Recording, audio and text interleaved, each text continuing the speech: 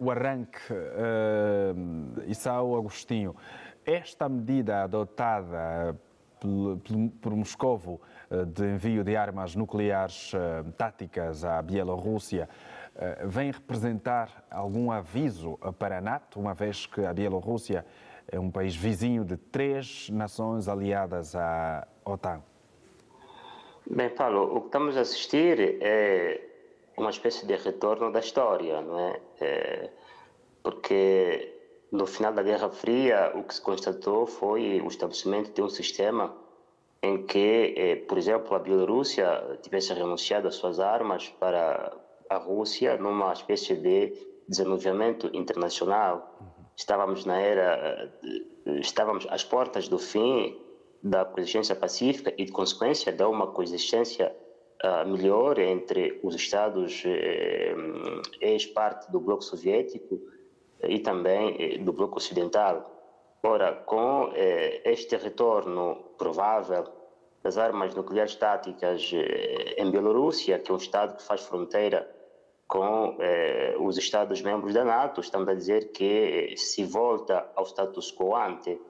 E isso, naturalmente, depois tem as suas implicações diretas no desenvolvimento do conflito atual na Ucrânia.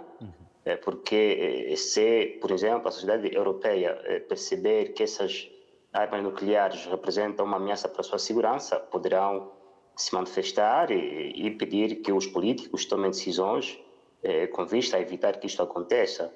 Se acharem que isso não representa nada, portanto, essas armas ficam ali até as autoridades russas decidirem que é o momento de serem usadas ou não. Portanto, é uma situação que pode piorar o sentimento de segurança entre as populações europeias, porque essas armas estarão num alcance muito direto dos Estados da NATO e também representam que, em caso de uma guerra nuclear entre a NATO e a Rússia não tem que usar o seu território, que é um pouco mais afastado, para usar essas armas, podendo usá-las a partir do território bielorrusso. Portanto, é uma situação que deve fazer refletir a elite política governante dos dois lados sobre que rumo querem dar ao continente europeu e que consequências esperam oferecer, entre aspas, ao resto do mundo. Em reação, a União Europeia, os Estados Unidos da América e a própria Ucrânia manifestaram posições e os Estados Unidos da América, para começar, praticamente olha para isto como uma não ameaça, ao considerar que este pronunciamento de Vladimir Putin não tem qualquer indicação de uma transferência de armamento desse tipo, nem da intenção de Moscou recorrer a armas nucleares na Ucrânia.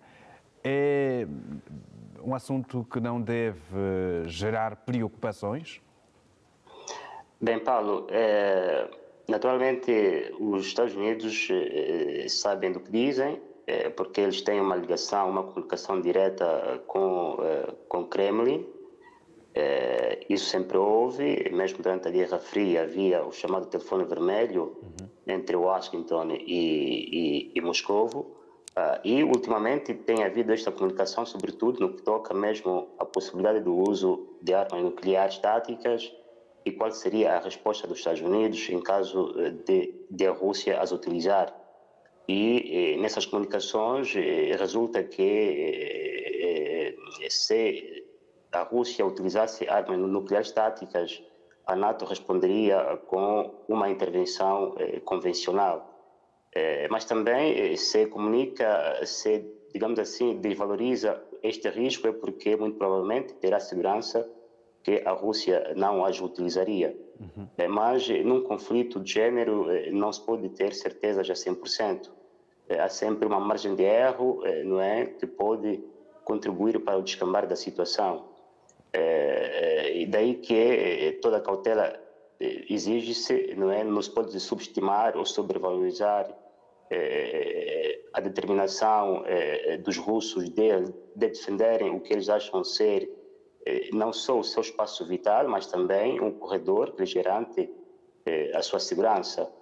De resto, a possibilidade de sanções que a União Europeia pretende aplicar à Bielorrússia em caso de albergar essas bases, não há sinais que essas sanções possam, não é, desencorajar que a Bielorrússia possa efetivamente albergar essas bases no seu território. E recorda aos europeus, aos ocidentais, de que a situação não é a que levou a que a União Europeia ganhasse o Prémio Nobel da Paz alguns anos atrás. Estamos numa condição em que se verifica condições de insegurança que não se viam desde o tempo da Guerra Fria. Portanto, é um conflito que começa a ter contornos de um certo alarmismo que chama a ponderação aos líderes, sobretudo aos líderes, porque as sociedades europeias, as populações europeias, do ponto de vista geral, começam a manifestar-se, digamos assim, desgastadas com esta situação do conflito. Alguns até estão a acusar um certo desinteresse deste conflito. Quer dizer que passou a ser um conflito mais das elites do que um conflito do povo. E nisto pode também levar a situações em que o exército que vem do povo não tem a motivação suficiente para combater num eventual conflito direto com a própria Rússia. Isso só leva a que as partes implicadas tenham a ponderação necessária para fazer com que essas armas nucleares a serem instaladas não sejam utilizadas e que essa resolução do conflito passe por via negocial e não por via do conflito armado. José Borrell afirmou que o facto da Bielorrússia acolher armas nucleares russas constituirá uma escalada irresponsável e uma ameaça para a segurança europeia. O mesmo sublinha que a União Europeia está pronta para reagir com sanções. Essas sanções podem ser direcionadas para a Rússia e para a Bielorrússia. Qual pode, na vossa visão, vir a ser a gravidade das sanções que a União Europeia diz estar pronta para aplicar? Bem, Paulo, creio que as sanções também devem ser avaliadas do ponto de vista do contexto em que vêm aplicadas. Não estamos em 1999 ou não estamos em 2020. Ou se quisermos, não estamos em 2010, estamos em 2023, e isto do ponto de vista da alteração do curso da geopolítica nos faz entender que existem outros polos de poder econômico, comercial, com os quais esses Estados se relacionam, e não apenas o bloco ocidental. Daí que qualquer sanção que lhes forem aplicadas, esses Estados, estando mesmo em 2023, terão quase menos efeitos do que teriam tido se estivéssemos em 2000 ou em 1980. Aliás, estamos recordados aqui que o próprio presidente da Bielorrússia esteve na China, não passa um mês. O presidente Xi Jinping esteve na Rússia, não passa uma semana, e estamos a falar só de um Estado, que é simplesmente a segunda economia mundial. E além da China, existem outros parceiros com os quais esses Estados têm relações, ou seja, esses Estados podem ser sancionados, mas do ponto de vista da eficácia será quase que nula ou até a longo prazo, porque tem Estados com os quais se relacionam do ponto de vista comercial, econômico-financeiro, que podem fazer com que as sanções não tenham grande efeito. Para que elas tenham efeito, ou para que elas tivessem efeito devastador sobre a Bielorrússia ou a Rússia, todo o sistema internacional, todos os Estados do mundo teriam que aderir a elas. Só que não aderem a elas porque entendem que os interesses são antagônicos. Os interesses do bloco ocidental neste conflito não são os mesmos que tem a União Africana, ou a Liga Árabe, ou a ASEAN, ou tantos outros estados do mundo ibero-americanos. Daí que aplicar sanções econômicas nessas condições é mais uma mensagem para fora do que para dentro. Enfim, o que se espera é que as autoridades ocidentais, não é, que são pessoas muito visadas, né, com experiência bem maturada, entendam que os contextos mudaram e que as sanções, só sanções, não vão resolver nada. A sua visão em relação ao pedido de Volodymyr Zelensky, presidente ucraniano, ao solicitar uma reunião de emergência do Conselho de Segurança da ONU? Bem, é uma solicitação legítima que lhe cabe enquanto Estado-membro da ONU e também é necessária porque havia tentativas do seu governo de assinar ou estabelecer um pacto de não agressão com a Bielorrússia, pacto esse que a Bielorrússia diz ter negado. Ou pacto esse que eventualmente terá sido discutido no calor da propaganda de parte a parte. E mais porque essas armas táticas estarão ao longo da sua fronteira. Como estás recordado, Paulo, no início da operação militar, alguma unidade militar partiu mesmo do território, diz que tenha partido do território bielorrusso. Só que este pedido, mesmo que venha discutido no Conselho de Segurança, poderá ser só mais uma discussão das muitas que está a haver aí, e não creio que haverá uma adoção de uma resolução unânime. Aliás, este Conselho de Segurança, em relação a essa temática da Bielorrússia, está empantanado. As resoluções vêm mais aprovadas ao nível da Assembleia Geral do que ao nível do Conselho de Segurança. Se espera que, se pelo menos discutam e que encontrem alternativas a essa instalação de armas nucleares táticas às portas da Bielorrússia, porque ao fim e ao cabo, em caso de utilização, um dos primeiros efeitos até radioativos seria mesmo a própria Ucrânia, por haver essa longa fronteira com a Bielorrússia. De resto, não é, vamos aguardar, porque é só um anúncio. Este foi um anúncio. Se espera que essas armas possam ser instaladas até a partir de julho, não é?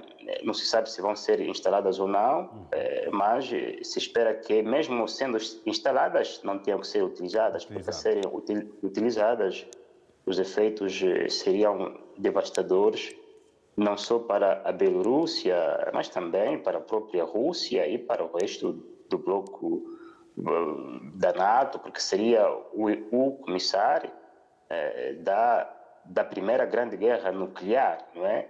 Com a utilização de armas nucleares de parte a parte, porque em caso do seu utilizo, é provável que a NATO responda ou com a mesma moeda ou de uma outra forma qualquer, e daí piorar, não é, a situação que já é pior da insegurança na Europa. Muito bem. Passando para um outro assunto, Kamala Harris está no continente africano. Parece que a pesquisa por parte dos Estados Unidos da América em busca de melhores relacionamentos com os países africanos não para agora. Depois de Antony Blinken, agora está Kamala Harris no continente berço da humanidade. E chegam novas promessas de investimentos. Para mim ou para o colega José? Pode começar. O Issao pode começar, já que está na tela. Muito bem. Bem, esta visita da senhora vice-presidente Kamala Harris, do ponto de vista pessoal, também é importante, porque ela tem sangue africano, o seu pai é jamaicano, a mãe é indiana, e essas visitas também tem sempre um lado, não é, emotivo pessoal, mas ela não vem para fazer férias, para gozar férias, vem para fazer uma visita de Estado, e o objetivo da sua visita me parece ser, de um lado, incentivar processos democráticos nos países que ela vai visitar, que é o Ghana, a Zâmbia e a Tanzânia, E também, do outro lado, conter, como sempre se espera, não é? Ou se pensa, a influência econômica da China e também a presença militar de Wagner, sobretudo na região do Sahel. Do ponto de vista da promoção dos Estados democráticos, é que existe uma análise em relações internacionais que nos foi proporcionada por Raymond Aron nos anos 70 sobre os regimes multipolares. Ele previa regimes multipolares enquanto regimes que têm vários centros de poder e depois também regimes multipolares que fossem homogêneos do ponto de vista da ideologia. Isto é, naquela altura dos anos 70, o regime era bipolar, mas era heterogêneo, porque havia uma ideologia socialista e outra capitalista. Hoje, o sistema é multipolar, mas, do ponto de vista da ideologia, é heterogêneo. E essa heterogeneidade deriva dos regimes políticos que cada Estado usa. Esses países africanos que ela vai visitar, ao serem países democráticos, tenderão a alinhar-se em favor aos Estados Unidos, que é um regime democrático. Já os estados que eventualmente não são democráticos tenderiam, não é, eventualmente a alinhar-se a regimes ditos autocráticos. Enfim, é uma visita que também tem essas nuances geopolíticas, porque se espera que, em caso, mesmo até do ponto de vista do reforço da cooperação política, seja mais fácil relacionar-se com regimes democráticos do que com regimes não democráticos. E depois, também porque haverá a segunda cimeira nos Estados Unidos, em finais deste mês, sobre a democracia, e a Zâmbia será um dos países que vai dirigir esta cimeira ao lado dos Estados Unidos, da Holanda e também da Costa Rica. Uma cimeira, olha, Paulo, que foi antecedida por uma outra sobre a democracia que a China realizou na semana passada. Já do ponto de vista da contenção da China, bem, essa contenção é meramente econômica, estabelecendo ou promovendo acordos de cooperação econômica com esses Estados.